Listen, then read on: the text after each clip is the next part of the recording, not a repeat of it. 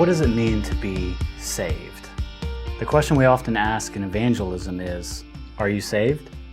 The study of the doctrine of salvation helps provide the necessary context for this question by asking the further questions.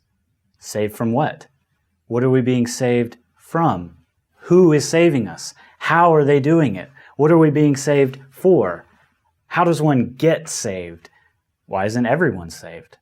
Why is anyone saved? What does salvation actually entail? Is this so-called salvation something that takes place in the past, in the present, the future? To answer these questions, we must connect the study of salvation to all the other theological areas that we've talked about. To know what being saved means, we have to know, at the very least, who God is, a holy and righteous Creator, and who we are, sinful and rebellious creatures. We must also keep salvation in Trinitarian perspective. God the Father draws the believer into union with the Son through the work of the Spirit. Salvation, then, means that believers participate in the Son's relationship to the Father through the power of the Spirit. Salvation is all about taking something that was once bound and burdened and setting it free. For those feeling the weight of their sins and the chains of their inability to save themselves, this is good news indeed. The study of salvation is an attempt to trace out the contours and shape of the gospel. Reflecting upon the question, what is the gospel, is in fact one of theology's primary tasks. The gospel should be the starting point, the guide rails, and the blazing center of all of our theological reflection. Considering the nature of the gospel reminds us how much is connected to this good news. This discussion reminds me of an encounter I had in China a number of years ago.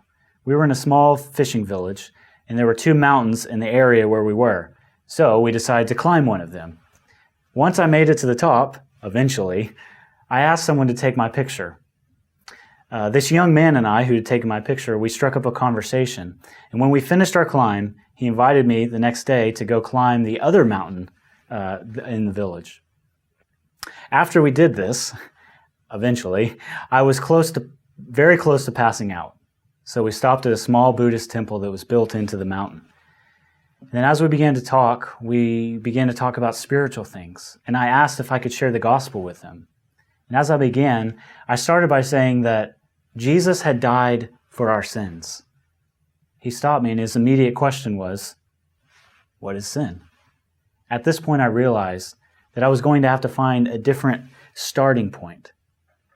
You see, I had assumed too much of the biblical storyline in our conversation. So we began to travel further back to the beginning.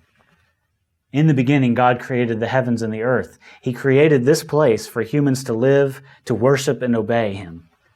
But instead of trusting in the good Creator's words, the first humans lent their ear to another voice, the sinister voice of the serpent, who questioned the goodness of God's words and the goodness of His created order. As the serpent asked, has God really said?